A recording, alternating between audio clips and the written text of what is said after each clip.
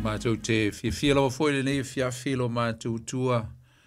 Mātou te o mai e watu i atu o le vi inga, o le whamanu, o le whanitanga. E watu le whaftai i atu oe on o le nei aso mātango fie. Wea mui e foi moi mātou whapupoi nei aso lo mātou wola. Ia amata moi lawa foi le tae o lau tau singa tama. Sa e le tu la foi ina lawa i mātou nei aso atoa. Le fo mātou lia mai ni fiafi le manuia e ala i lau te inga o lau tau singa. O whamnianga tele sa mātou whangaina. Ma maua le nei aso le tua. Mātou te vivi i atua i atu oe mo mātou watu le vi inga ma le whamanu i atu oe. Whape atu whaftai le tua. Haftai tele lava i lau alofa ma lau wanga le lei. Ma lau whamaoni ai mātou. Leo o mātou vai ele nei aso le tu le mateu tia o nga luenga mamana fuala vai o le mamana o meu e faia o fu fuanga fa pena ona e o mai ia e matou le tua o le tele o mea matou te fa nga ina ile aso ma le aso mo fo e matou le tua o meu matou mfai ona matou fia ai no fo ai mfa nga ina o fale ngata fo le o ta vale le ngata foi leo ngā luenga o tupe o mea uma e whawhanga i mātou le atua le ni aso i mea aima me inu. Le masino ia mātou upu le atua na whamatala lau le leima lau whamaoni tama. E ao lava ona mātou whape atu le atua ia vi ia lava oe, vi ia lau fio, vi ia lau suafa e whavavau. Mea uma e whaia mo i mātou te whafte i atu le atua, i atu alo mātou tama. Paftai ono Yesu le whaaletanga. Whai ono mātou maua le tua. Le manuia o maua foi mātou le wha moe moe. Awa maua se. Mea mātou te whapena ona tuli matai ai le mātou sawalinga whale nganga. Ao mātou i ele nei soi fuanga le tua. Wa e saunia moe mātou le ola. Le ola e whaavavau. Ono Yesu ke riso na e wina mai. Mai alona soi fua e whai ai le whaaletanga moe mātou. Paftai tele le tua le whaaletanga. Ala ia Yesu. Le o mātou ele ni fiafi, e o mātou fia i fo i teimi uma maso uma le tua, a wa o mātou loa. O lo mātou tapo i atu uma o mātou muli le tua, i eile manuia, i eile ola, ua ia sao nia mo i mātou mea uma, a wale manuia atali. Fa manuia mai le fiafi ala le mātou, mta upo le a mātou sao nia ti ai. Fa au le whaalongolongo au te ngata i le fiafi, au mai fo ia tau we fa nga ina molo fina ngalo le nei po ia ia fo se nga ono fa lave fa salave le fa fonga male taimi fa tangaina o tanga le nei po talo ia fa vanoina o matu taimi matu te fa nga ina le tua e fa longo i la upu mai fo se onga se me tau e so swani fo le matu se lingo lo fi nei ia uma fo le nga luenga ia fo ia tu lava ia to ele vi inga o le whamanu ma le whane tanga ia mai le whatau waa ia i mātou. Ia vi ia lava lo swafa e whavavau le tu al te male alo ma le nganga pa ia. Vi ia oe ono Yesu o mātou te talo ma wala aua tuai le fiafi. Amene. Ia vi ia lava le tua i lona lofa ma lona anga le lei mwhaiona. Tai mai lo tu sui fufo i ma so mātou wola. Ia fai fo no matatu to e whaapsanga i nei fo i fiafi o le asung fuol nei vai sfau i le manuia le fo ua whapena ona te tai mai e le tua i tātou ia o mawali nei maftanga matanga fie o tātou sil whaiai so e whatalo whatuai le tātou Paul Clamel nei o le tutu o le Upega ile Loloto e le paia ma le mamalu si o tātou tunu pele Samoa la auto auna fo le nei o poni fonti o le tātou mafuta se ia pa ia fo ile afo leiva le nei fiafi. Pata alofa ia au na le tua mo tau a inga ele ngata fo ilea. Ia o tai o tātou ta mamati nā mātutua o uso matua whawhine o lo iai tutonu o whale pui pui ele ngata fo ilea o tutonu o mauta ngase o lo whata o tolia ele mamalu le tunu tonu a inga mso se mea o lo e whata o tolia ai. Pata alofa atu le tātou Paul Kalamele nei ia o ele swafo Yesu le tātou li imo le tātou whaola. Pata alofa ile au whainga luenga le nei po. Ele whengai fo imtiute ma whaiva le nei fiafi. Tonu o whainga luenga tonu o ta vale lungo al tele. Ia le ngata fo ile tonu o mauta malawa.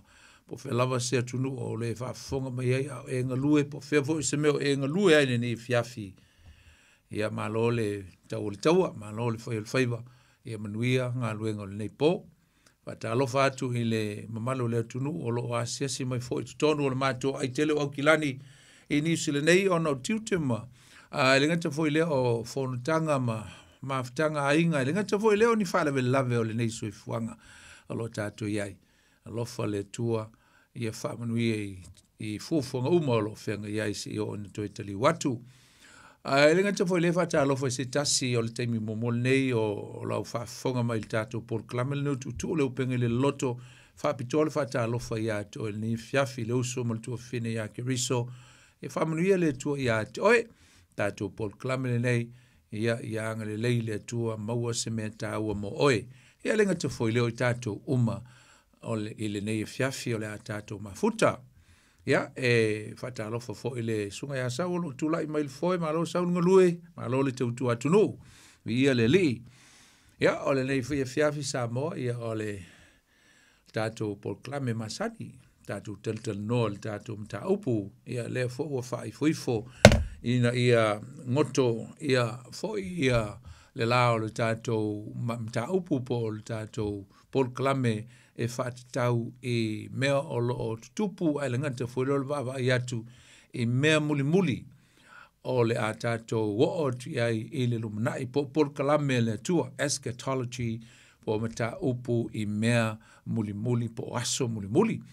Ia, sa tātou amata mai lava i le whawa i aso taluai, sa lo po le lima le nei o vai aso le tātou kalame o le tātou mta upu, sa tātou amata mai lava i le sitianga, tātou talanoa i lea i le tūlai mai o le antikiriso, e ngata foi lea o le fitu tausanga o pupua ngā o ia kopo, ia po o le vai aso sa muli muli o valo anga a le perfetto Danielu. Ia sa tātou tā ua foi ia le taua i amaketo, taua i koku, a koku mama koku, taua mua mua le nā e tonu o le vai tau lea o le fitu tausanga leo pupua ngā, o taimi o Iakopo. Ia uma lea ona so o tuaila ia lea uma tātou talanoa e winga i le sau o le mea inusia, le o mai o le mea inusia ma whaatafu na ina. O le manufe ailava lea po le antikeriso e le taimi o le a sawai o ia le o ngā tutonunga le mu o le fitu tausanga o pōpua ngā, o le ailoai o ia le malu malu o le tua lo na tolu o le a whaia, le nā o le a sau o ia ma fai mai o ia o le atua, nau o mana tātou talano ai, tātou o mai lea i le taua i amaketo, po le taua muli muli lea a Yesu Kiriso ma le au paia, ia o le a tau ai ma papelonia po o ma lo o filio Israel, o filio le atua, o le a whaafengai, ia ma o lātou oso whaia le nuu o le atua i se oso whainga muli muli. E le mai taimi o le whai uina o le fitu tausanga lea o pōpua ngā. Ia, uma lea o na so o tuailo lea ma le fio mai o Yesu. O le fio mai o Yesu le i le vaenga lono lea, o le fio mai o Yesu, e alu i wae fio mai o Yesu, o na fitoa whaia lea o le taua le a maketo, den tātua noa el vaso lente nei. Ia, o na so o tuailo lea ma wha masinonga o ma lo, ia so o tuai ma le saisaina o satani ma whaafale pui puina, ia ai le amataina le afe tausanga o le malo ke riso i lunga o le whanga ele. Loka leo satani matuu i seoli ia ai nofotupu Yesu malona malo mo le afe tausanga leo tātu tāua o le millenniuma. Ia mai alea, ia ona umantātu tala no fo ili taua muli muli lava satani ia ma ke riso Yesu. Le taua le whaia le whai unga o le afe te usanga o le millenniuma. O le ato e te tala mai ei satani. Ia ma whaatastasi ai, ma whaaputuputu ma toe ailan au tau e whengai mai Yesu le whai unga o le millenniuma. Ia ma whaia ai e Yesu se taua sili o na whaingo fi awa o le a ia le petia i loa satani matuu loa o ia i le mea olo iai ia isi a uli i to lua o le manufi ai ia ma le perfecta pepelo lea ua moa i tuu e Yesu i le lepa afi ai le whaia lona malo le afi tausanga. Le la ua whaiu i le whaiunga o le mileniuma, le la whaiu matia i loa i le tarako po satani, ia matu o tulo iai i le mea o lea ua leva ona iai i le antikeriso po le manwhai, ia ma le perfeta pelo. Ia mai alo lea, ia ona tātou ai lo le uma foi tātou tala noa i le whaamasnonga i le nofoa sina po le whaamasnonga tele lea whaamasnonga o satani ia male to tele o i lātou e na muli ia te ia mamaua i lole unga o satani i na ia o lea la tātou te whai u lea tātou tala noa ma tau amata ia ma tātou na whai atu ai o le whai unga o le tātou mta upu. Tātou te whitala noa ai i le me tau o le ola e whaavavau. Awa ese le awhi tau sanga o le mileniuma. E ese le ola e whaavavau. Ia, pefolinga mai o se vaenga lava o le eternity i le amatanga o le awhi tau sanga o le noftupu Yesu ma le ekalesia po le aupa ia. A umalo, ona futu aso so o lo lea o le me tau o le ola e whaavavau.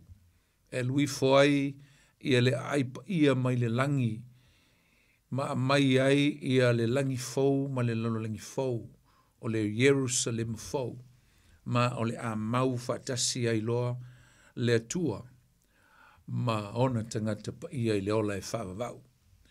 Le ala e whaai o fo ia i sao ninga a Israelu whaamanatu le tausanga.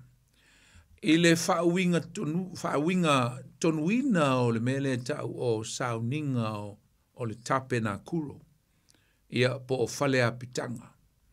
E whaai u lava iai ia sauninga Israelu e fitu o le tausanga. Tātou te fia talital no lai au mai e fo i tātou te ui atu i le tūlea. E ala lea i sauninga i e fitu o Israelu. Tātou te fia talital no ai i sauninga i e fitu. Awa i eilo na whaata waina e tusa ma le whaataunu uina po le fulfillina i Yesu o nei sauninga. E fitu.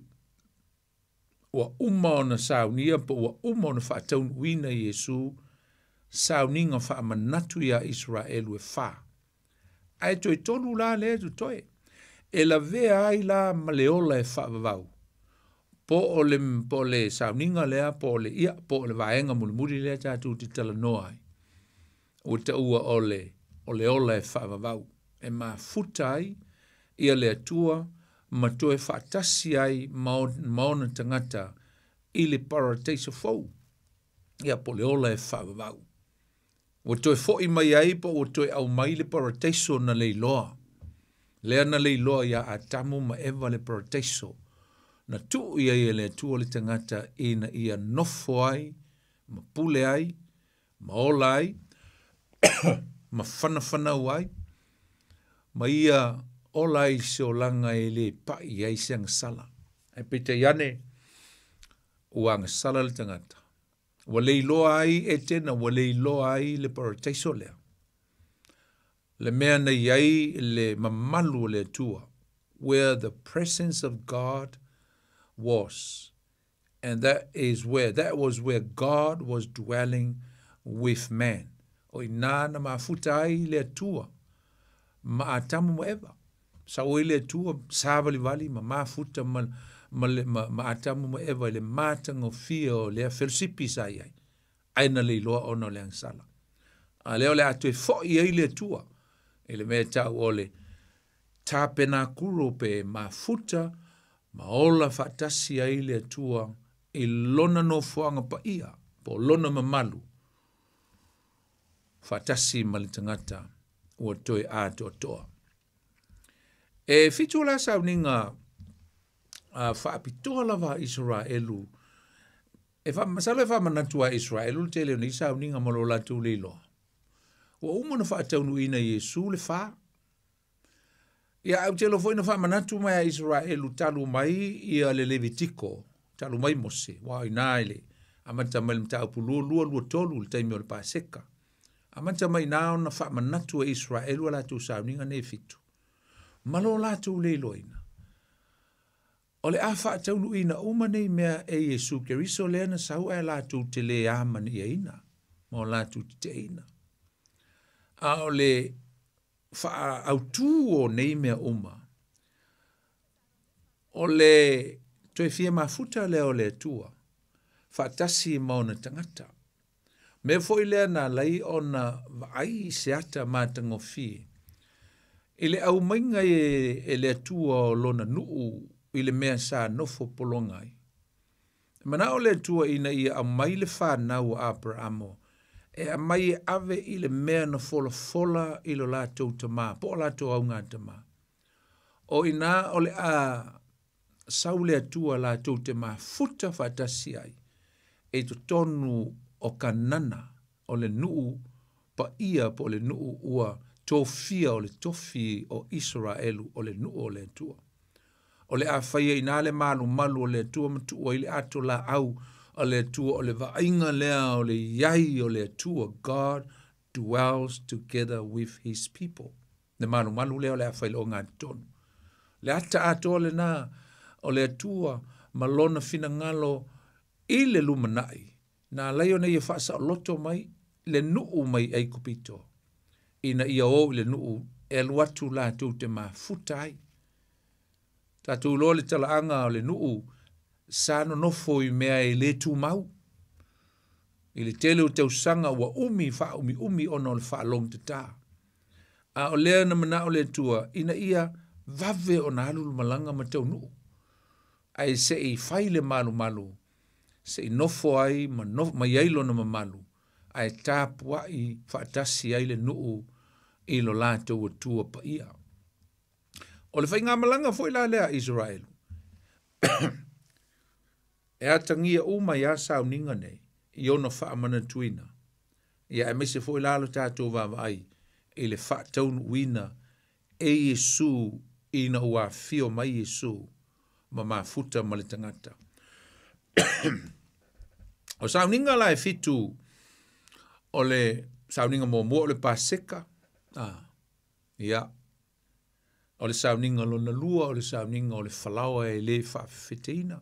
Sauninga lona tolu o le sauninga o le ulua i fua. Sauninga lona wha o le sauninga o vai aso sae fitu. Ia po o le Pentekoso. Sauninga lona lima o le sauninga o le alanga. Ia po o le ilinga pū. Ia o le sauninga lona ono. O le sauninga o le tongiola. Ia ma le sauninga muli muli. O le sauninga o fale apitanga. Ia po le tape na kuro. Lea la tātou te ala walang tātou fio iei. O le tāua o le whainga malanga. Po o le tātou sāwali vali atu le taimi na whaasa o loto ina i tātou e Yesu mai leanga sala e kupito. Ma tātou i mea uma na tā pena masau ni e Yesu. O le ala e te tauona o tātou wia nei mea uma mo tātou whaamana tuina ai le anga le leo le atua. Lea na sau Yesu ma whaia mea uma, tā pena mea uma.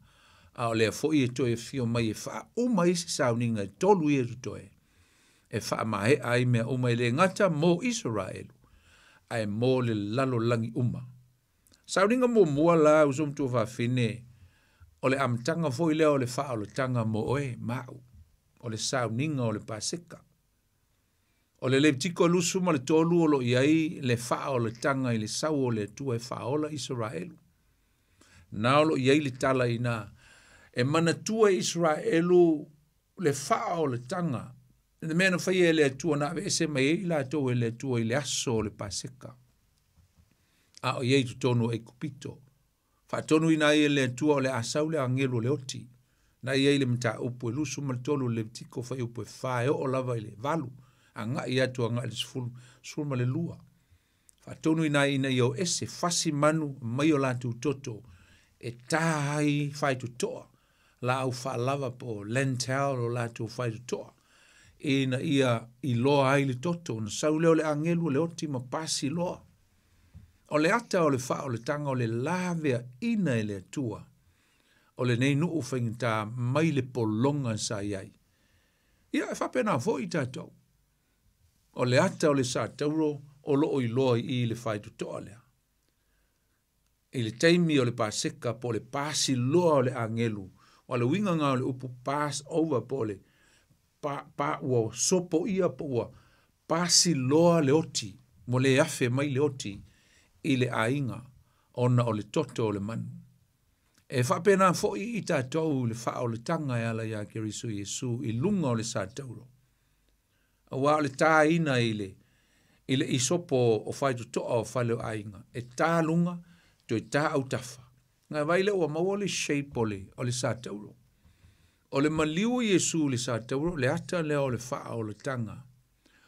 Ua mawhai ai o na wha o le ina o tātou nganga. Wha o le ina Jesu i tātou mai le polonga. Polonga i lea. Polonga i lea ngasala. E lo le polonga i ni. Fo le ave o ni fili po o le fali pui po o ni me whapena le ai. Na e mai li Ioane valu, whai po tol suma le whawa mai Jesu. E moni o te whai atu i ate utou. O le whai le ngasala o le polonga lea. I le ngasala. O sa uninga wha manatu la ia e taiso so o wha tasi a sa uninga i a mata i sa uninga nge Israel. Sa uninga mua o le sa uninga o le paseka, pass over. Sa uninga lo na lua, sa uninga o le whalau e le whawhiteina, whapea fo i ma le sa uninga o le ulua i fua. E taiso so o lava no whaataunuina, o wa fo o le sa uninga o le paseka e whai e le aso. A mata i le aso whareile o le masina mua lava. Le aso suma le wha o nisani. E whai e le sa uninga lea. O le whalawa e le whawhiteina. E whai e le aso, e a mata i le aso e so o lava po le aso tō na i lea. Ia e fitu la aso le umi o le celebration o le sauninga lea o le whalawa e le whawhiteina. Fitu aso. Ai amata i le aso tō nai. Luinga amata i le sapati. O le sauninga o le ulua i fua. Ia e whaia i le aso lona tolu. Po le aso sā lea. Luinga taiso so o lava. Ia le si la sauninga lea o ngā tonu e whaisina umi e fitu aso. O le paseka la le masina mo mo le aso suma le whao o nisani. E amataina le aso wharile peo na utaua. O le aso tonu lava lea. E manatua i Israelu le aso nau ese mai ai. Mai tu tonu ai kupito. O le sauninga pito sili lea ona mua. Sauninga mua lea o sauninga pito sili ona tāua i le amatanga lea o sauninga. O sauninga nei i tangata Israelu. E te tau o na ai te ngata, ai mai se tane, e o umai le malu. E o ia e, whai ngā taulanga, ia ma wha manatu. E o fwoi tangata ma mao, e te tau o na o mai, e le sauninga lea tangata i uteia. O le alo na wha taunu ina Jesu. Wha taunu ina Jesu. Na wha pe upo i Ioane, tau lia o le tamai mā moe, o le manu lea e wha tonu e fasi lea so le paseka o le tamai mā moe. A lea sona wa e tua Ioane i a Jesu o sa valifo. Fa mai leo Ioane. Na ile Ioane mo mua vai po e lusu malima. Fa auta ili tamai ma moia lea tua. O le na te ave e seanga sala ale langi. Behold the Lamb of God who will take away the sins of the world. Aina malama le ia Ioane o lo of. Mana upu e fai. O loo ia whaatitawina ngai, i le mea lea na tupu le whenga inga tuai. I le wha o le tanga mō ona tangata Israel. Le mea na tupu. O le whai a Jesu aisa, leila o le mea moni lea. O le ata lea na tupu i le manu na fasi. O le mea moni lea. O Jesu lea o le asawe ave ese anga sala ale lolangi. Tātou loa ai, ia peon tātou loa. O Jesu ia, o ia na whanau mai le whale manu. Nā siasi ia i leo mā moe, a wā Jesu ia, o ia o le leo mā moe le lei, a ia Jesu a o lai titi. A nā siasi ia leo, e lau leo mā moe. Ia le fwoi tātou tilo, o ia lava lea, ina ua matua Jesu. O ia lea na taita ina o ia, ina ia fasia. e pei o upo e Isaia, mai e pei o le mamoe, e ta ina e sele o na fulfulu e lenga ngana mai, whaata tau ia Yesu, o ia o le tamai mamoe, na awina mai e lona tama, ina ia au mai le wha o le tanga mo i tātou. O lona maliula, ua whaasawina mai ai i tātou mai le whaasalanga o le oti. O le taimi la tātou te talia ai Yesu ke riso e avea mali i mawhaola i o tātou olanga. O le taimi lea ua o tātou talia ai foi ma le mea lofa le atua. O le ola fōa i fua ina mai ala i lona lofa tu noa. Ua whaasawina ai e le atua i tātou mai le oti. E ala le whao le tanga. Mo molkol nito o lona mata upo e 5 na ia le whai upo e 7. Ia upu. E whapelo no whaita wina, le ala o whaita wina mo molkol nito o mata upo e 5 lona whai upo e 7. Glory to God. Whapelo no whaita wina. O le mea lea ia outou whaatea e se ai le mea whaafete tuai. Ina ia vea outou mapalunga fau, ona ua le ai, o se mea whaafete ia te outou, a wā foi o ke riso, o la tātou pāseka, ua whasia o ia mo i tātou. So Jesus is our Passover. O lona toto, ua whai lea ma whao le tanga mo i tātou. So ilo le male sa uninga lona lua, o le whalaoa e le whaafeteina. The unleavened bread. Na e mau e le whai upu e ono le mta upu lava lea. E fitu la aso e pēna o tau, e fitu aso e whaamana tui nā ile, sa uninga lea. E amata i le aso sulma le 5, ia e whai u le aso fia. Lusu maltasi, o le masina lava lea mo mua o le tausanga wha e Peru. Masina o Nisani. Ia, ma o le mea na tupu, i le mua mai ai le winga o le sa uninga lea. O le mea na tupu. Ua whaananati tangata Israelu ua fia vave o nau ese. Fia vave o nau ese i le aso lea o le whao le tanga, sawa i le tua e whaola. O vetu le tua ia mose, aua ni whaianga whaanatinati. Te tau ona malama le tai au, ia waru le tau solo, o le mea lautupu. O le lava se taimi e whao popo ai se fefete i whalaumata o lo whai ai alatu a reto. Mo le lava se taimi, ua vave le taimi. Alona winga la. E manatua i Israelu le aso lea, o le sauninga. O e whamanatua i a whainga tātele o le mea sa latu i eitu tonu e kupito le whanatinati i le lato pole vale ma le whanatinati o le ma o le whaia whale le i le lato mea ai. I a latu a reto e te tau na i le mea whawhewhete a wa le tu ele whawhewhete a walanga taunu whaatali se i whewhete ma whapapa ma whaile a reto e mana tua e fo i e tangata Israelu i le aso le latu te whaia latu sauninga ia. E latu te wha manatua i le anga le lei ma le alofa o le tua. Na ia wha saolo to i na ai latu mai e kupito i le mea sa polonga ai. Sa le ai se mea whaafeteina sa iai i foilele i tangata Israelu. A o ese mai i lea waweao, le ai se mea whaafete sa iai a lato mea ai. Nei ma se mea whewhete na iai. E whaafete ai a lato whalawa. E mana tua foi, usom tua whawhine, o le mea whaafete il tuspaia, o le mea leanga, o le mea lea. It's a symbol of evil. O le mea ele lea po le mea, o le angasala. O le ata o le angasala. A oola ina whaafefete, ele mea whaafefete le whalau mata. E ona tupu tele ai lea. E a fia ai le whalau mata, ma tele ai, ma langa lau sala lau tonu le mea whaafefete. La ua efektu wa inga wa tupu maima wa ilo atu o tele le whalau mata. Whapena tonu a le ata le au mai i e le tua. O le a fia ai o tātou o tangata o le tua. I le ele lea ma le mata ngā o le angasala. Ua i to tonu ia i tātou. Ua ola i tātou. Le winga leo le mea whawhete.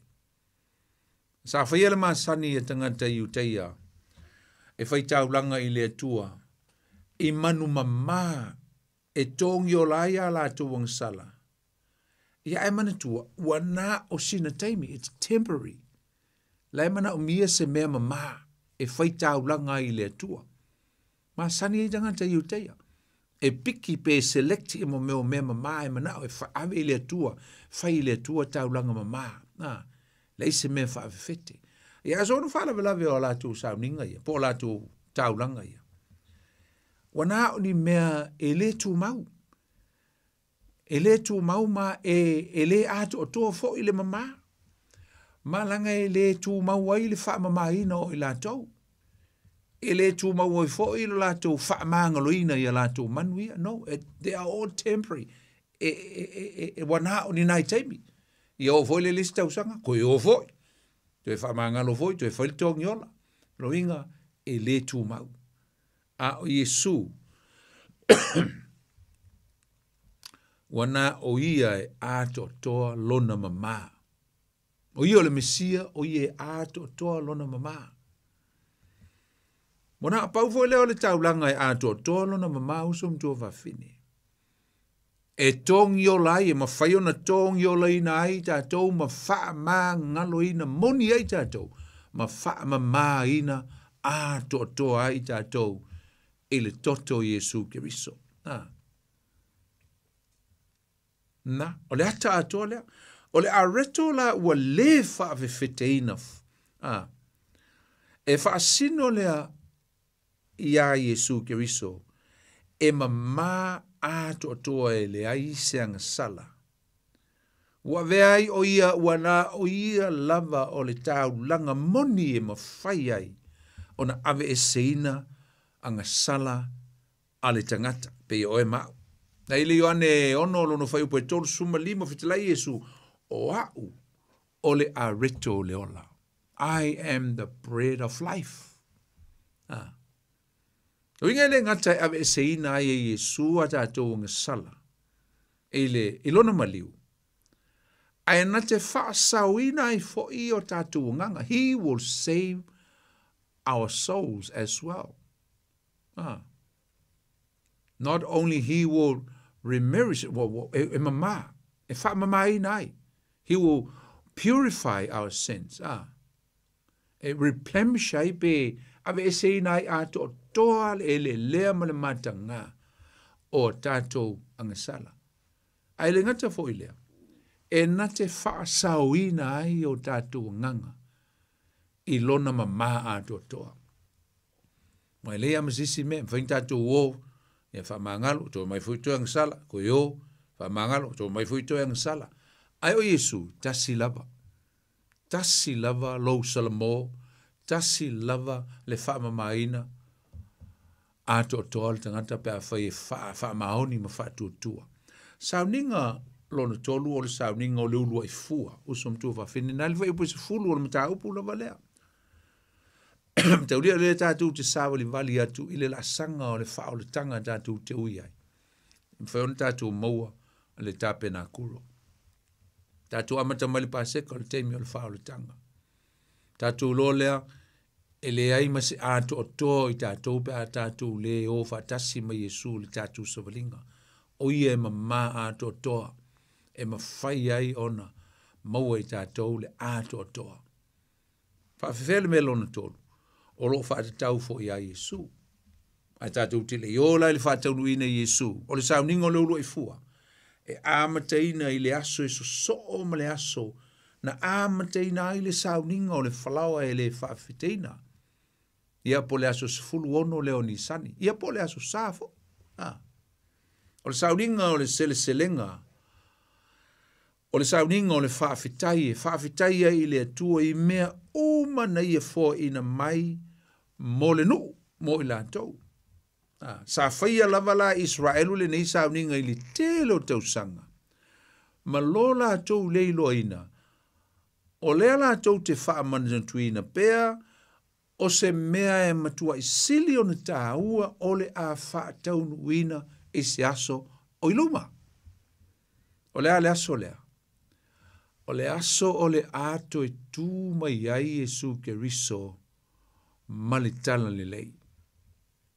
O le aso o le ato e tū mai ai Jesu ma se faa moe moe ola o le tangata.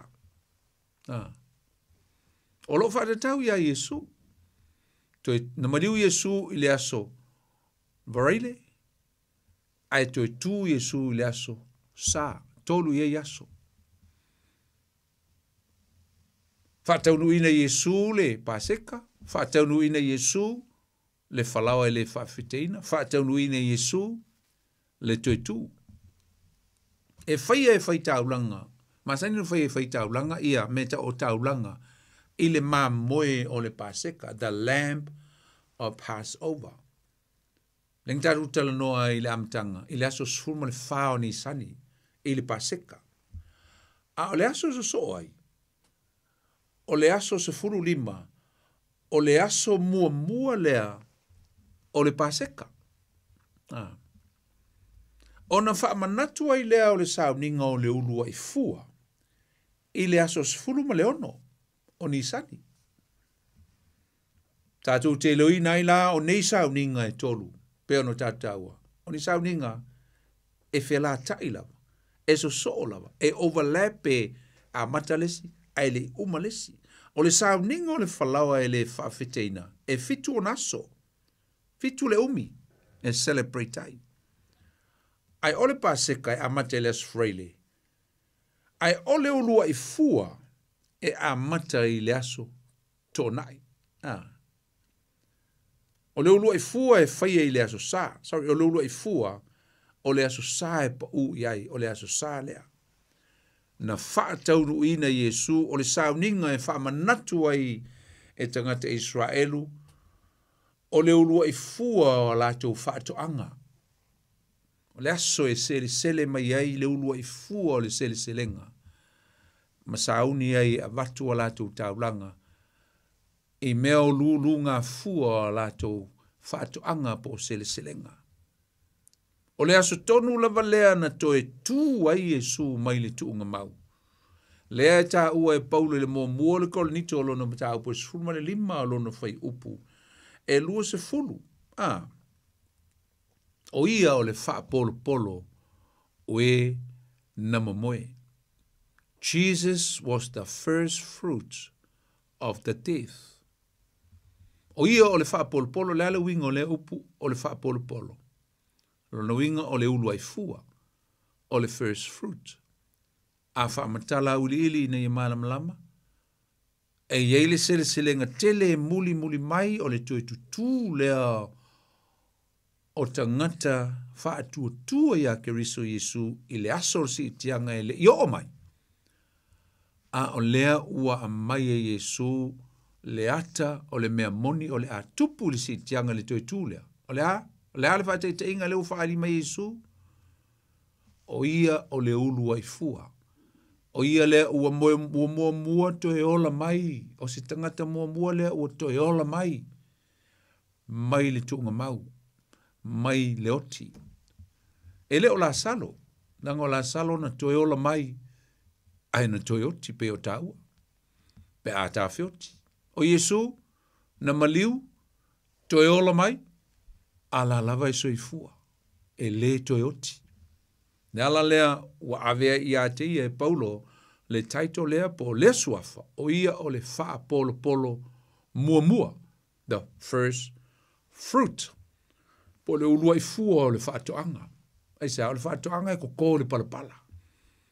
Ai ka sei mai i ala au ia ma ese o la tau fua. Ai sa, o loo iai pea le selenga e lei se seleina, a o lea ua ave le ulua i fua. O i le ulua i fua, o Jesu Keriso o i o le wha polo, o i o le wha teita inga mo tangata e to tele, o le a toe tutu mai le aso le si tianga. Nea ta ua mai le mua le te saloni e whano no whai pui suma le fitu. Ua ta ua o le selenga tele o nganga, the big harvest of souls. Le vea i oe mau, i le aso si tianga pe a whaitate, ola e tusa o le fina ngalo le tua. Ma o le toi tutu le i le ola, Toe tu mua lea, o le toe tu i le ola. O le ola e whaavavau. Ona o le whea ngai ngā whau lea na whaia Iesu mo i tātou e ala i lona toto. Pe ona tā ua le luka e lusfulu, ma le lua lona whai upu e lusfulu. Amen. O le ulu ai fua la po le whapol polo, o whaasino tonu lava le usum tu whawhini ia Iesu, e lona toe tu mai. O le ulu ai fua lea mo i lato uma, ua ola i le ami o tonu a le atua. E le taimi e le ngata e toe tutu mai ai, ai whaatasi e fo i mai lato. O le aola pea i le taimi, e a vifo ai le si tianga a le tamai mamoe. O le ufasino ia i Paulo le toe tu mai o Iesu, o ia o le ulua i tangata o toe tu mai le oti ma soifua, ma o loo soifua pea. Na il momo kon nito su lima fai po lus fulu le ano fai atu ane le la. Sauninga lo na fa. O le sauninga o vai Yesu sa. Ia po le sauninga foi o le Pentecoso. Taua le upu e peru o le Shavuot. Ia po o le winga o le Shavuot, le winga the giving of the law. To guide. Le watuina e le tua o le tu la fono. Polo inga le tua man tu la fono. E tai ala ai pe tai ina ai le nu. Fa pena tonu ale nganga o le Pentecoso. Pentecoso a fio mai ele nganga pa ia o le nganga o le tua. To guide e tai. E tai ina i tātou ina i o tātou maua le ola e whavavau. Sau e soani. Sau e tai ala. Sau e leo pui tātou. Mai whaia lea sau ninga e amata i lea so mua o le masina lona fitu. O le aso lona fitu o le masina lona tolu. Sorry. O le aso lona fitu o le masina lona tolu. O le masina lona tolu le ka lena e peru o le taua o le Sivana. Shivan.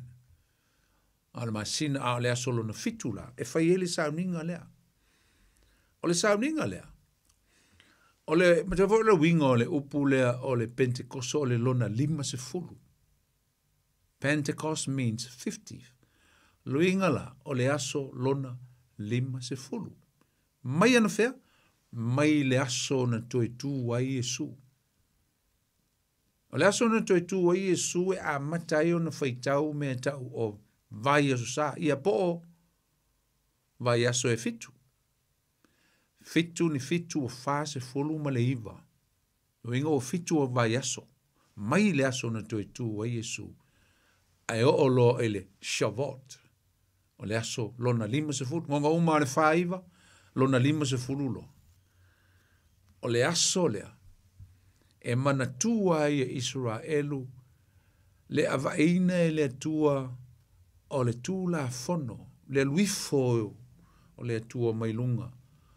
I lona mamalu, mai avatu le tu la fono i a mosi. A le fu i wha manatuina ai ma wha atawa ina ai le aluifo o le nganga pa ia. Wha manatuina ai e Israelu i ale tāua tele o le me tau o le seleselenga po o mea na au mai e le atua. Aso lulunga fua. E oa i le atua e ave le taulanga o le whaaftai. E au mai ai a reto whaafefeteina e lua. E le ngata o e ave ia le ulua i seleselenga o me ulua i fua e ave i le malu e. E avatu i le atua o taulanga ia. Taulanga ia e ave tangata i le aso leo le Pentecoso. Ave le tua e le nganga whaaftai, Thanksgiving, ave i lulu atu ma whailo atu le tua ma whaaftai le tua, thanking God for all his possession, for his goodness, mea oma nei e whaia, mea nei au maia. A e whaapitoa ai la, e o ai a inga nei, e ave ia me o a reto ua whaafefeteina e lua. E le whawhewheteina, a ua wha whewheteina e lua. Ma o se sauninga e tā ua tele ia lea sauninga i tangata Israelu. Ma o le tāua la ia so utoi fo i te uang misia te au le tāua. O areto ia. Areto ia e lua e representing e o mai le te mili nei ai longa o malama lama Israelu le winga o latu areto ia ave ale ainga i le fale o le tua. E represent ai ia vaenga tāua e lua e o mai le te mili nei areto ia e lua. E tāua tuai e le na o Israelu pe nga o Iuteia latu te iai fatasi i le malo ke riso ma leo le whavavau. Le ai o lisi whalao e representinga ia tangata onu ese. Two braids. Lua areto. Two areto. Lua areto. Ai whai mai o areto o lei ei mea whawhewhete. E tau mai ai ai. Ua whailoa atu ai. O le tau tinonga a tangata Iuteia ma tangata nu ese ma tangata umalama. We are not perfect. We are sinners. Au noa le toto o lo watali pele le tua. E ma mai ma wha maanga lo ina ma tuang sala. Ma kau levo, o le ei mea wha fete. Longo winga ngai ele lea. Winga ngai ele o ma maa ato toa. O le ata lea. E wha iloa tuai. O tangata e anga sala o maa. E le wha pe anga sala ngā onu ese ele o se. Nu o le atua ai. Ai mama Israelu le ai. Tu tusa le leili to rua lea. E vo le teimi o le ai ei fatasi tu tonu. Ole e ka le sia Yesu ke riso le to rua lea. Wana amata i tangata Iuteia le ka le sia i ai pe fōringa mai waru history pe o kau me i tangata Iuteia a leua. Dominated tangata nu ese le ka le sia. A le ata lea o le tā ua o whalawa ia. E le teimi. E amata i le aso le Pentekoso. Ona whanau le e ka le sia Yesu ke riso. Ma o le e ka le sia e ta tau ona tāpua i whatasi ai. Ia tangata Iuteia, ma tangata e leo ni tangata Iuteia. The Jews and the Gentiles must combine, must come together in unity and worship together to their God in heaven. Tāpua i whatasi. Nata lea. Se lale tā ua te leo lasu Pentekoso. Leo o i tangata e whailoa tuai. Pe o se testimony, pe o se mea, o se ata, o se whailonga. Tā ua tui ai. We are waiting for that day. E a matai. Le e ka le sia. A Yesu Keriso. Ma tau te iai whatasi. Ia, o le me siren whanono. A mata o. Ia, o mono whetuai. Na mata o mai whatasi. Ia me fole lenga la yung tau whinga taonga a mainga i tangata nu ese tonu le kalesia i Antioch. A me se a Jerusalem malam tanga le kalesia a Yesu Keriso. Tau whinga taonga kau wha awhi mainga i tangata nu ese tonu nga whaile le i ale fono. Whaile le i ale fono leanga fo i malanga mo mua paulompa anapa o mai i e fia i le fono le o le tala noina. Whai mai tangata i uteia ma le tele o tangata taitai o le kalesia nga i uteia. E le te tau ona i ei tangata nu ese tonu le kalesia. Leanga ele lea. E te tau ona vea mo moila tau mai utaia. Ona whato ala vea ile e kalesia. In other words, they must comply the law. They must observe it. E te tau ona o la tu tausi. Mo tu la fono. Winga, peritome. On futa ata waile o tō tangata Iuteia man tangata e tauna iei tōno le kalesia. Mama whai un kako whai me wakasi, mkako lok wakasi. E se le leanga o leanga anga sa iai. E peite iane. Na manu maa lo le ngalua leanga anga o le tua ina o finau Paulo. Finau Iakopo le uso foi leo Yesu. Leana vea ma te tai o le kalesia i tōno Jerusalema. Ia tu o tu Peteru, whaila na finau, Paulo, watulo na manatu, aisa, mai e te tau, ona, au mai tangata, Iuteia e te tonu, ole e kalesia. Aisa, e lua whalawa whawhewhete langa ave, ngai ai, e tau mai ai e anga sala tangata uma. Ai ele taimi, e mamai tangata uma i le toto Yesu, ma mai fatasi te tonu o le kalesia, e tāpua i atua i le atua, e o mai le taimi le lei. O le mea lavanga e taun tātou fai, e o mai le taimi le lei. Au o le whailonga lanu, au o le tilu tu solo po ailea, au o le vavai solo po aile lei, a aile le lei, au o le vavai solo po aile kele ngang sala, a aile laiki ngang sala, iai, i le whape nā le nganga e pe ona iei tanga te iuteia i aso. O le aso le Pentekoso, le aso nā fio i whaile nganga pa i o le tua i tangata umalava e whātua tua. E le ingata i le se laulus fulu ngai lunga o le awhiawhio pito lunga. Na la vea mai a matangata na whaatua tua i a Yesu Keriso. E alele le launga mō mua Peteru, mai tolu afe tangata na whaaolaina. Anga e sau, ngale upu whaaolaina, na whaaolaina. Le whaiunga lava le mta upulua, tu se ngā luenga. Mai tolu afe la tau e na whaaolaina, o whaapopoina, ile e kālesia a le atua. Ese lale, tau o telea, al whaataunuina la Yesu o le sauninga lea. Ia o le fofuanga lava lea le tua. Na manao le tua na te whaoleina tangata umae le nao i uteia. Na whaalia mai lea fofuanga ina ua a fio mai Yesu. Na fio mai Yesu ilo na fio mai ma mau whaatasi ma tangata le nao tangata i uteia. Ma te io hiwa whai upa tōsu mal fitu. Amen.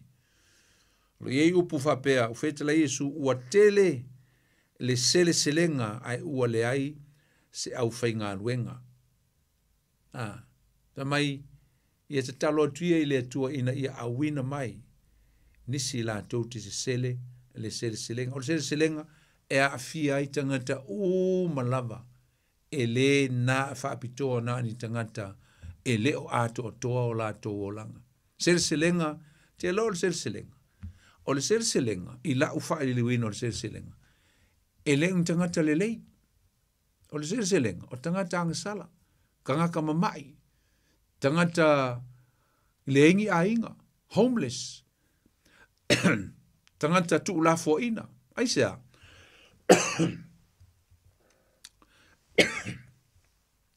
Ma tauria fo ile aso lental no a Yesu mo le fine ile vai sama a. Fine sama ria le vai ele. Lava la pisi le uli ia su engi me ai ma Yesu ala la tala Yesu le fine. Soli e Yesu le uputu ma polo inga ele ini me fe ave ia isa e mana mi Yesu le talepe o le na mea fa no po o le to e fa yona fe ave ini me ma to e ini maftanga atangata Israelu lava e fa kasil va nga la lunga ia tangata to e lalo ia nga lava ele manatul na ele la vea to la vea tangata e lunga i me le tua ele to isa la tua ia le malumalu ni me fa le tua ai sia langa laua fa i poipo solo i tangata o Asuria le teimina o el ta fanga mo kat ese po wa ave ese tangata i uteia na yo la to uso ai sa Yesu talepe le na mea ai na ola ina alu le fine o fa ola ina lo na nganga ai alu o mai male nuu lo na nuu sukara o mai le nuu ma na sa tu spia yo nefa. That woman went back to her village and brought the whole village. Mai wo muri mai fo fine. Mai o mai se o tatou wo va ai tangata le ana. Ta ua mai te aunga ia o me lilo. Ngau lo ai hinga ka o me kia ufa peo ele ilo se lima ukangi ai ka o me ngaka le ngake ilo me uma o fa o leina ilo o nganga wana sui a. Wa mai le vai ola ia te au. Muri mai lo tangata ia i fine lea. Ai o mai ala tala noa le au li ia mai Yesu e winga le sel-selenga. Ai fa mai upo Yesu i le au li ia. I nā te pa e ia o tau i le sel-selenga ua matua tele. Look up. Mai Yesu look up. Mai te pa e. Ai ke i le au li ia la fa pea la fa tu Yesu se ko ngā seiko o makua ko kongo mai o ma nei le pula mai le mat. Fa mai sel-selenga o ke me fu ai mango ma fu le ulu okay beautiful colorful kele langu e ma nei le mata bi le fie ka ua so fa ko anga ma ngai le mata isa it's beautiful o me ma nei ai te lo la le lenga fa lenga O le sila le tua. Tangata o malava e le I whao le ina ma outcast ma tangata le tā ua ma le aonga. E ese le pula vea I le sila le tua. Ai mata ngā I le vaai le lololangi. Tangata whapena, tangata le amana ia, tangata e le whao le ina, tangata e le ini meno no fuai, ma tangata e le whaalongo mo ia Yesu. Ai whamai Yesu le ulia, I nā tepa e ia outou, a wā ua tele le selenga. A ua leise au whainga lunga, a ngā ko ke vevesi me ai, a ngā ko woko su e me ai, a leu ke kālai. Ia e tepa e lau li ia I kua, a vai a kur koafa, oi. O lai pefu mai le tuafa I vai o ka ngaka, lengo, ia ka unungo oma. Ia I loa kuale, ko kele o tangata lai mai, ma le pefu, ma le savali mai, o tangata, e o le mea e tau o le selenga, o nganga o tangata, e o le nuu o ngasala, o le nuu whapaupau, o le nuu e to tele tangata e le tali tonu ia Yesu, o le ale mele o iai, whaalongo le tangata e to tasi, o mai Yesu e mai Yesu. Alen whai ala tu tala le whawhine lena whamaia, wala I titi mea na e whai mai ai, I mea I o mātou wa ai ai, aisa, le o mātou whaalongo o mātou wa ai, e matau tia Yesu. No ringa on selenga, le aso le selenga, le aso le Pentecoso, the big harvest, lea na whao le nai tangata iuteia, e tolu afe, ai muli ane, e le ingata ia iuteia, lea manuia, na tatala atu, ma whao le nai, le toa tele o tangata, I tala I ngā Paulo. Ia ringata foi, leo Peteru le nalu le, break le barrier, alu ia Cornelio le mtau pise fulu, ofo tangata iuteia ia na oma Peteru, vamai, oi, sole, whapea o le nganga pa, ia nganga kou, e vamai Peteru, e fina ngalo ale tu e tafe le vai, e tafe a ele mwhaiona tau fiofia e sesi iona lima, le vai pe amana o le tu e tafe. Aisa, lele wa tafe atu le vai inu ese, a ngā ko ke whepulafi mau kou whamamanga, si a vane lava le fiafi. A ngā ko ke su e mako visi sili, o se mea autou o le mea le tua.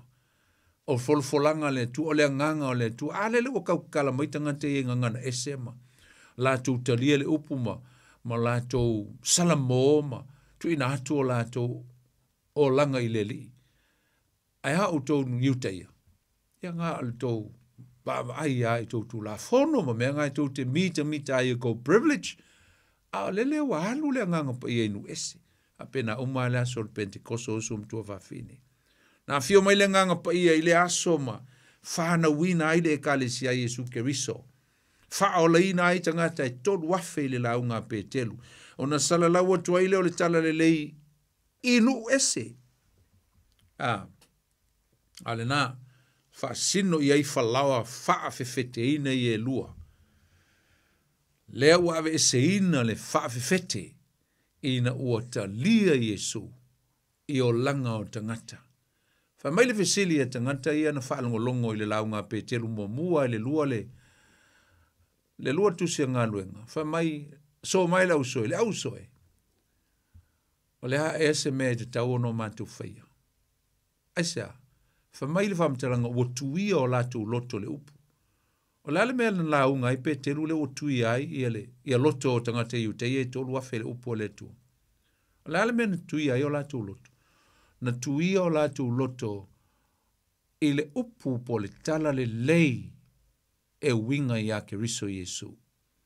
Tui o lātou loto le whaalonga tu le launga mai Peteru, e launga o le tangata lea no utou whaatala le iai mo utou te iai o ia lea na utou whaasa tauroina. Lea ua toi tū mai o ia, o lona mana ma lona nganga lea, o lea wawina mai, ua mauai I tātou, le whaamanga longa, mauai leo la fau, mauai se amatanga fau.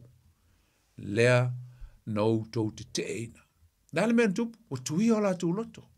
Whamai, o lea mea te tau no mātou whaia Peteru, whamai leo Peteru. Salamo ma ia papatisoina o tau I le suafa o le tamale alo me le nganga pa ia. O na utou maua leo le mea na fola ina mai, ole a nganga pa ia. E ulu fale tu tonu ia te utau. Masuia a to toa ia o tau o langa. Na, le aso le selenga, le aso le Pentekoso, le aso na matai o na alu le selenga tele. O mai ia nganga ia ke riso Yesu. Ai ei le aso o le selenga o le toitu. Selenga o nganga ia tau tala noai o le harvest. Wo mai tanga te ileli. A le selenga leng tatu tala noai. Le siwinga ni te ua mix up mai lau whaafonga. Wa mua Yesu o ia o le ulua i fua o le selenga. Ai ei le aso e toi tutu ai la to uma. E ola i le ami o tonu le tua. Maola e tusa o le fina ngalo le tua. Sauninga la o le Shavuot po le Pentekoso. E whaasino i le selenga tele o nganga. O iuteia manu ese. O le a whaatasia i la tou. I to tonu o le maa lo ke riso. I le vai. E la ngata o le vai taimi o le millennium. E wane ngalo i atoe. O lea ua whaatasia i le taimi le nei. E ta tau na whaatasi i le taimi le nei. Lolotu whaatasi. Mafuta whaatasi. I lea. I le taimi le nei. O lea le taimi le nei. O le taimi le nei o le church age. Po le me tau o le vai tau o le ngang o le kalesia. O aso e ngatai. O aso amuli. O aso muli. O aso le nganga pa ia, tele i o ingoe whai ngoa i nei vai teimi, mai le aso le nganga pa ia, le aso le Pentekoso, na wifo le nganga pa ia. E o mai le teimi nei. Church age. Le aso le nganga, o le aso le teimi o le ekalesia. E o mai whatasi ai, whalao ai e lua. E lo lotu whatasi, ma whai me whatasi. E sea, langa e tasi vo le la tau nuunga. O le malo lea, ia le ngata i lea. O le ola e whavavau. E se la le taua. Ai longa ala wale teimi e wha umai i al tātou mtau pua e te roi wha uma leile vai aso lea. Ai ei ia le vāla lea. Mana ia lo si fia e tātou te le i uma le tātou mtau. Ei le vā o le sauninga o le Pentekoso. Ma le si sauninga le muli mai. O le vai teimi o sauninga e tau o le sauninga. The spring harvest. O sauninga i e tolu pe whafo lo umatu. O sauninga e tutupu i le teimi fo i o le tau mawhanawhana. Ia aile i o maila le i le vevela. E la vea mai ia ma le teimi o le vevela.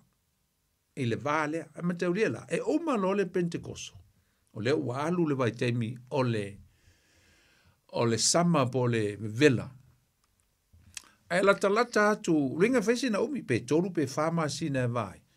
A lela wala talata atu, a ngai, i lesi sauninga e so o mai ai. O lesi la sauninga e so o mai ai. O la lava e whama natu, ia, ta ilo iai. Po o toi whama natu ina Israel, elo te tonu, a la lava e whata un whama natu, e nisi tangata iuteia. Mai se foi, ne tele iuteia o lo salalau. Ya me se foi u tei o ye o ye te lo po fa fe no fa mana tu te le o tau male mar ke le o pomu papa ai o le ai pa ia ma le ai Jerusalem me fa pena ma le te le o me o tupu ai but still they still celebrate all this feast o le sauninga la ye va e fa sina va o le sauninga o le Pentekoso ma le sauninga le so o mai o le sauninga o ilinga pu te rie tolu sauninga i Yesu so o mai. E le i wha taunuina la i Yesu, o la e wha manatu Israel. E le i wha manatuina, e le i wha taunuina i Yesu, pe le i whaia i Yesu, se fulfillment e wha taunu ai, le tolu le tutoe. O le i le vā. O le vā la lea. O le teimi tonu a lea na au whai atu e na nei le vā lea. O le teimi o le ekalesia. Teimi o le vevela. A o la talata atu lea i le tau fo i lea. Le amata i le sauninga lona. lona lima lea. O le tau fo ele tau o le fall ia po le autumn. Sa la lata mai la anga inga ia tu anga ile tau malulu. Wa mata fo ona le aise selselenga. O uma le selselenga. Le vai te usanga ia po taimi ia le malata lata ile fall. A o le vala lea. E iei lona fat. E iei lona ata ta ua ta tau te iloa ai. Wa uma le Pentekoso. Na fio meile nganga pa ia. A o le iei le vale. E se si la whaupunga. Se si ata. Po se si pamtalang. O le lava e ta tau te whaatali i le teimi o leili ngā pū. E whaatau nuu e Yesu. Le sauninga lona lima lea Israelu le ala tau te whaamana tuina le teimi. Ai talu sia o lo la tui loa. Ia le whaatau nuina. O lea e whaatali Yesu na te whaatau nuina. Ia nei mea. Tolu le ia masina le umi o le vā lea. Le vai teimi lea. O le sauninga ma le sauninga le vā o le Pentekoso. Ma le sauninga le o le ngā pū. Ma o lea lava, o whaasino lea le teimi o le kālesia e peono whai atuai. O se piliota, o le piliota lea, o se piliota sa whaalilo lilo. It's a mystery to all the prophets in the Old Testament. Ele i loha e le tōtele o perifita nei. Na i eise vai angol tuspa i o lo whaamitala mai e paulo, mai o le me sa lilo. It's a mystery i la tō e na mua mai. Ia po perfecta o ayu teia le whengaing tuai. Au lea la to e tolu la sauninga ia e tutupui i le teimi leo le fall po le pau. A lo tātou whaatali tali atu ia Yesu. E nate whaataunu uina uma le tolu lea ili ngā pū o le tōngiola ia ma le sauninga o le afo tapena kuro. Tolu leo lo fatali ai. Wa umonu whaataunu ina i Yesu le wha. Paseka, whalawa e le whawheteina, o le ulu fua, ia ma le Pentekoso. Fio maile ngango i Yesu le Pentekoso, ma mata le kāresia. O lea la tātou te whaatali. Ia, e le leile whai atu o tātou visili. Ua vai atu ia aso ia, ia sauninga ia. A olo iese fuafuanga Yesu malona tama, i aso tonu lava o sauninga a iuteia. E se si whamtalanga si whamamla mātule wingon mele o tau whaatuai. O sauninga ia wa uma a iuteia. Le wa umanu whaataunu ina Yesu e wha. Na tutupu tonu lava i aso ia. O sauninga o whamanatu a iuteia. Le whamanatu ma le temingi mai ai le whengengi tuai, ai le isau Yesu. E re fio mai Yesu. O aso tonu ai e whai e tausanga uma, ai sau Yesu, whaataunu tonu ai Yesu le Paseka, o le whalawa le whawheteina, malona tue tū mai le aso lontolu, ma lana Pentekoso, whaataunu ina i aso tonu ai, al visiri la le visiri ai, whapera. Whawhewhea le tolu le tutoe. Whamata o le atu tupu tonu a sauninga ia e tolu tutoe, i aso ia o le tausanga wha Israel, wha Iuteia. Ia la tau kālena.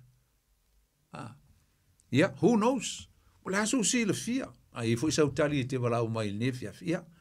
Whai mai isau tali po le aso, but who knows? Pe pa utonu e aso ia, pe le ai, te lol mea o te loa. Paule mea tātou te loa. E pule ale atua. I lona wha taunuina. Malana awala. Malana taimi.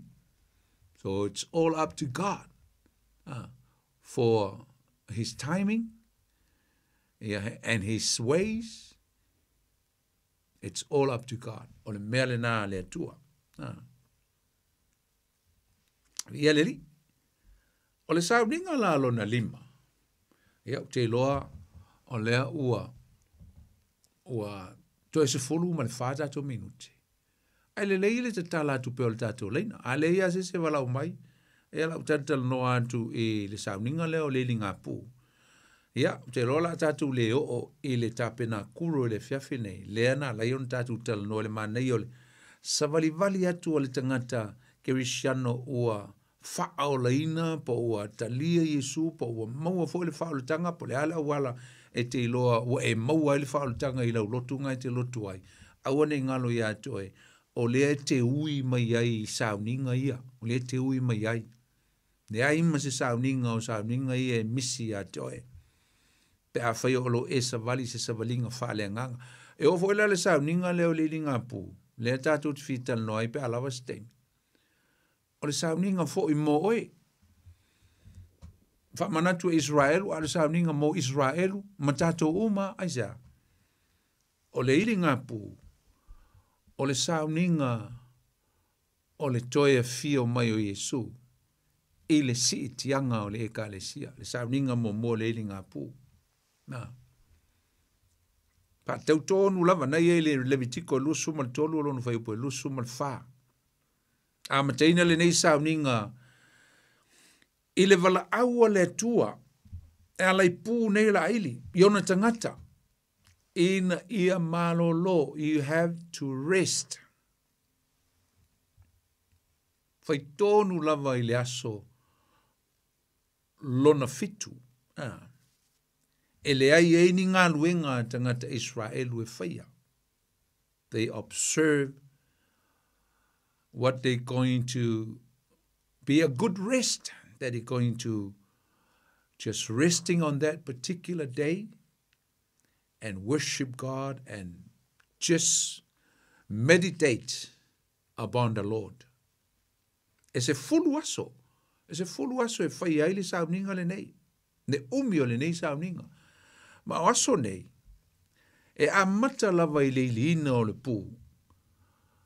Ma o se ata lea o le vala au a le atua, ina ia sau ni uni ai mo le o mai, o le sauninga le so mai o lea. O le tongiola. The Day of Atonement. I se isi la ingoa, e wha ingoa ai le sauninga lea, usom tua whawhine.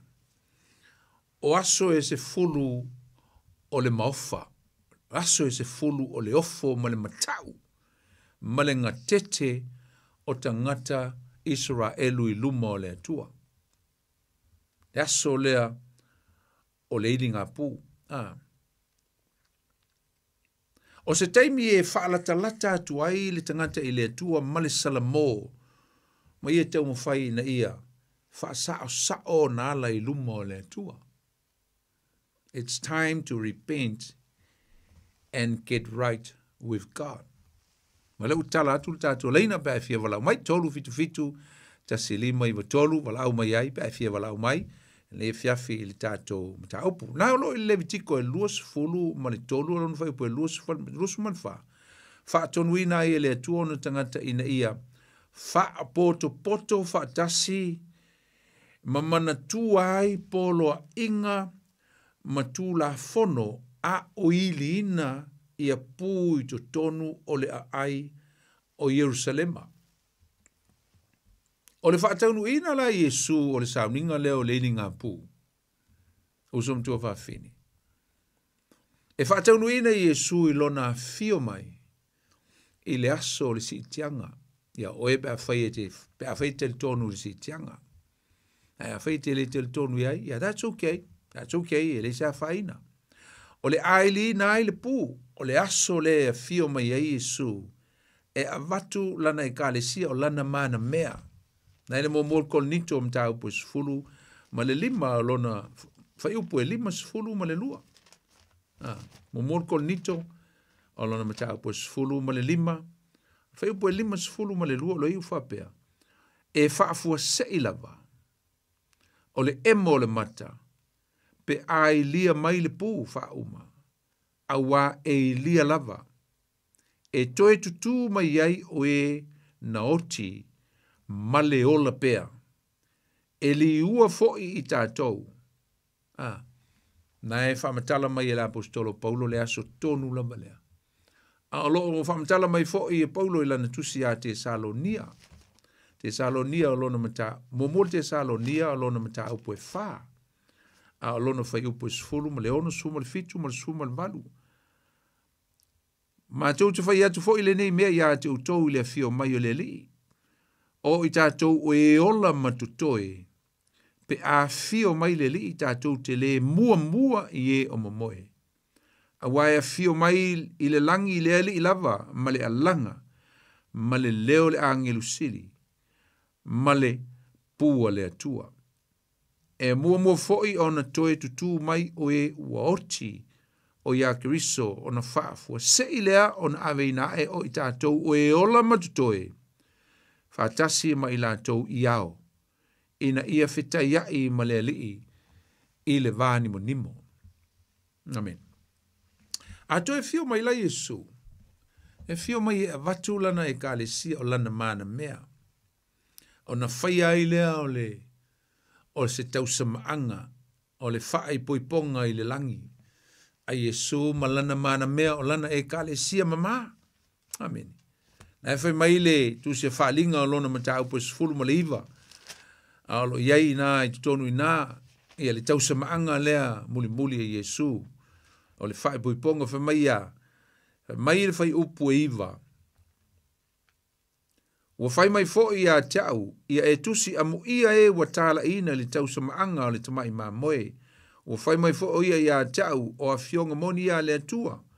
O na whapa ua tuai lea o ia i o na luma i o na vai. O lunga i fo i nānai, ia, lua tātu wala au i usau, whatalo whātu le tātu wala au, talofa. Kiki lalo le... Ya, fatalo feliz tatu wala u talof. Ya, mara se fo poni. Talofa. Soka. Hakopo. Ya, talo. Mara va so va fereno. Talo. Ya, no yai, tano mai. Na ia le fa so ni ese assim. Tai. E pe yo ka ko va so e fo ia. Amakanga mai fo ia le. Se fonga le di faola. Amen. E ka ko o ko vai le falo mangua. Yo me ancupo mai. Yo o pele e ka o we yo lo pule falanga fal mang, we falanga fa po vivenga le. Ye. E ka ke lo ko yo oko, mo yo. Yeah. Se o povira. Yeah. Ale fa pe mai sa fa no falo man. Yeah. O ngai ro ngai du magongi ma me fa pe ngai ko. Ole mo wala no o yai le ka ko li fa o ka mo ko ki. Amen. Ko isawa mai le mo fo ali isawa. Alu lero me de o se kanga ka e ti o se kanga. Tawa pasita tu alu la loa. Ko mo ka ki ha so. Ia de. Ia de o ke va ficar foi ao de. Ele foi ao pegar uma passou numa nem por calambe. Ele. Pegar uma e cau foi ka ko mala bo e fa ro me o le ala i lo maru alielo o fe mai o ai de bonga o fe sa ku spoia ma la vana loto maula lo ai lo ko maula lo mai ala i lo mai lo ko maula ki de mo wa de faro kanga te nga o mai e fiong pa ia de ne mo lo nga fa kai poni taftai paso ka go e fai o fiere paso e so uma ka fai si u e paso e nga e o fiong pa ia de ko ka ke mai luma ka ke mai me mongi ku mai na foi paso ro sunga ia sa ka kasia ne sivia ma ka ia nga nga fa una pero sunga tai lava tai tek ya pe foi nga po inicio ro paso o lo faro logo mai te nga ingere mongi de ko e la ku fa faro logo mai ya ni ya ya Paftai ni ke poni paftai lava paso fo paftai vala mai ya manuia lava e mala inga ya kopo ni foi le la moi naile nai tu le tunu God bless fase for alo fatu ya Ya, na el tatu avano, pa es tatu para ustasi. Ya, es el manea ole tatu tel no va pea, mai ol manea ole tatu tel no I mene. Wai oni me lilo ya tatu ne me isa ninga nei, ala fa ya Israel ne isa ninga morola tulo. E fa manatu la tu e elo na ta ho ya tatu ile fa tu wina. No ile levo tu sanga. O fa manatu mai Israel ne me. Ai le usau Yesu fa tu nu. Ai au ngā ia tātou, au ngā fwoi tangata I uteia, ia lea. Au ngā ia tātou le pāseka, wal pāseka whaasino le maliu Yesu lunga o le sātauro. E o I le sauninga lala te whaamana tuina I me whalawa le whaafeteina, e whaatatau ia Yesu, o le men whaataunuina Yesu, ai whaatatau fo I a lātou, mai tātou, o whalawa e lua, sa ele lea a lewa mai, ua faa mamaina Yesu I lona toto. Oka. Ewa pena fo I lale toi tu. Ia nai te iloa usum tua wafini. O le faa o le tanga Yesu. Ana fa pea na ale maliu Yesu, ai leise toi tu. E leise winga. E le ai se tala le lei. Ai ana le toi tu Yesu. E le alanga ina. E fa fine tina o tonu mo mua vea le tala le lei. A wate fa atamala iai li tau mtu palpala. Ia mai tatu umalama. Alanga le tala le lei. Vave ao ai o tina e ta watu. Le tala le lei ala ia ke riso Yesu. O toi tu Yesu. Toi tu Yesu. O le tala le lei lea. And this is the good news that we are spreading it. We are taking it to the world, to the corners, 4 corners of the earth. Tato walau lea, o le tato ministry lea, o le ave le fina ngalo, o le tala le leia Yesu Keriso, e ave e so se mea e te tau o no iai. Sao ninga langa o le linga pu, ne tatu tal noi tau o le si tianga, a le kale si, a o tatu fata mala e le si tianga. O le upu e peru e whai ngoa ele sauninga lea o le Rosh Hashanah. O na winga o se aso o le ori mani fia. E whaasino lea I le fio mai o Yesu iao. E a matu o lana mana mea. Fio mai o ia mai le langi e peo na whaita wina. Matu o lana mana mea o le e kale sia. E le ai seila. E le ai sona. Ma numi. Wow. Whalongo fo e upuia la o whaita wina e wha umali tātou Paul Kalame. E feso e 5 a lona whai upu e lusuma 5 o tau tane I o tau alofa atu ia o tau lava va e whape o ke riso na alofa mai lana e kālesia. Ma fo ina mai e ia te ia e whai mona sui. Sui lea. Ia. Sui loti. Nea sui e Yesu tātou le me taun tātou o iai oi o lana e kālesia. Tangata uma o lo tonu o lana e kālesia. Ua wha mamaina le toto Yesu. Wha mai leo lusu ma leono. Ina ia wha pa ia inai. Ina ua wha mamaina. Ma wha ta ele ina I le vai atoa ma le upu. Wow. Lusu ma le fitu. Ina ia ona tu ina atu o ia te ia. O ile tu ina atu e tātou ia te ia o Yesu. Whamai oai, o le e ka le sia mata ngō fia lava. E fōringa mau se whai pui ponga. Tu ina atu I tātou. O le mana mea, o le teni whai pui pui mama. Whamai o le ka le sia mata ngō fia lava e le aiso na ila po se maa numi.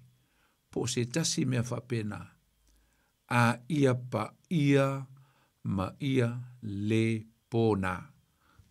Ia, whaftai sau, ia lautu mai e sau lea manoa I le walau mulmuli lea, talofa. Talofa, malo se fua I lau a fionga I au tarenga I e whape sunga whapengaina. Ia, oile sau no whamanmole lava? Kili, ia, sau no mai ua. Umon tā teimi alo a mai sau lea manoa, Kili, sau no mai. Ia, ma fia koi whapapalongo atu I le mata ngau fia o le whaasua na ia fia. Aftai. I mea whai e whanau ngā Israelu ia so Moni la. Ela na pio mai le tatu ali faola Yesu Kristo nei la lola. Ma ia fata no ina me o malava. Pe ona a pio mai le tatu ali faola I se awala mawalalo. Yeah. Pena sau ai le fale popi. Fa na mai ai o ia.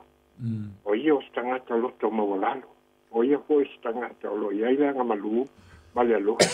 Malelo ka muti vale. Lana na laina tau Yesu Kristo nei la lola. Ina ia paula ina nei la lola. Ela pa tonu uma Yesu Kristo me uma. Mali. Eu na maliu ai Yesu Kristo il satau. Mali. Ela pa ele o foi ele no passato ina Yesu il satau. O tau no me uma. Mana ia Mo te. ia pa ma oni la fion pa ia le tua. Pero tu langa na laio na una mai il satau. Ele tua, na alo pele a kasi na ele. Ano se tasi pato tu ele. Ameni. Oye, o que viso le. Ia. Awina mai la langi. Na ia fa la ina o mai tato uma. Yes. Pero ele tengi mo o ia Israel. Sa fa pia ona foi. Te me ai le nu o le tua. Yeah. Sa ia se tangata foi le na te fa tontonina mama pasa sawina le. Ya foi nu o le tua. Ai petaian. No na ngalo le tua. Tau na ia se tangata na te au mai la langi. Yeah. Te toi fuata ina le foi. Le tangata o lo ola le langi nei por whanau ai sa. Tai kili. Te tele lava. O tangata o tangata no wese mapuna mai tatou ai. Yes. O le tulanga le ua au mai ai le tua nga alo I nei lau lang. Ia le whana se tasi whatu. Mana ia. Ia. Tai kili mo lo fina ngaro matango fie. Tai la. Tai. Te tele lava. Ia whamanuia le tua ia. Toi whiolai foi le vai asfau. Ia ua le. Ia so foi ia. Ia whamanuia tele le tua ia te ulua. Mo le pokarame ma tango fie. Ia fiafi. Tai lava. Ia sunga le whapea ngai. Ia whapea mo lo wanoa ne ia fiafi. Ia alofa atu. Tātou e whalai le vai aso. Ia soi fua. Ia soi fua. Soi fua. Ia. Pafteia I lātou. Whiororoa foi lātou ia na wala watu ma whaatau lātou tusi le tātou tusi lea. Tusi so swani. Ia o ngā so swani ia o le whaingo whaipoiponga. Pea whai o swai au ia. Pea fōfo le ngā luenga. Ia whaafowino le whengainga maliu. Pa patisonga le vai as whanau. Talaino maa whaungo whai au. Ia suaino le lele tele. Suma le tasi sa mningo lo iai. Ia e mana o ai se tātusi lea, ia e o ngā ia o olua tasi, olua lima valu, tasi whalima. To e luatu, olua tasi, olua lima valu, tasi whalima. Whaaftei tele le tua le nei fiafi. Mātou tala noi lau upu ma whasoa lau fionga nei fiafi. Telefo mea o mātou ta ua le tua, oni mata upu e o ngā lava ia e mātou mo le mātou ola whale nganga. Soi fua le tangata o lo ola il nei ila lo langi ai po whea a whai ai le unga. Ai whaftai ila upu whai loa mwha malama mai le tua ia e mātou. Ia le aso e ili ele pū. O lo iei nei ili teimi o le vae pe ona mātou talanoina. E vae le pentekoso ma le ili ngā pū o lo fia mai le sitianga. Pa mole tama se e lofa te tai atu ai lo mātou wola i o mātou maua le wha moe. Nga le leo tangata Samoa, i le ola wha tua ma le ola whinau, e wha maoni fo I lotu mai ka le sia au auna o lo ngāluru e ai. Sa ili ai ma tā pena ai le ola o le tangata ia mo le wha moe le ola e wha vau po a whete wala au mai ai o mātou wola. O mātou tā pena mo le wha moe. Wha mria le ai mātou umalama. Ai ume lava tama, tu mau pe ia to ele vi inga ia mai le fata wa ia I mātou. Nā le mātou te talo. E ala tu ia Yesu lo mātou li imalo mātou faola. Amen. Ia o le tātou Paul Klamen lanza mo le fwe fiafi. Tu le Upega ile Loloto. O le a tātou toi mafuta fo im toi fei loa il vai as fo. Ai mo le fiafi. Ia o la auto. O la ne poni fonati. O te fato fatu. Soi fuol malo le tātou tuno. God bless.